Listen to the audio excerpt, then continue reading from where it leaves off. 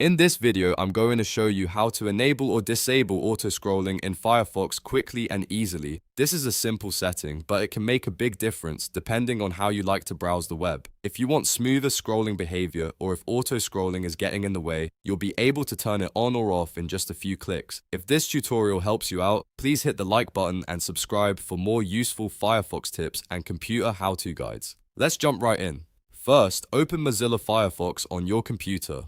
Once Firefox is open, look to the top right corner of the browser window and click the menu button, which looks like 3 horizontal lines. This opens the main Firefox menu. From here, select Settings. The Settings page is where you can adjust all kinds of browser preferences, including accessibility options. On the left side or within the Settings page, click on Accessibility. This section includes features that help improve browsing behavior and keyboard controls. Now scroll down until you find the section called Keyboard Navigation and Scrolling.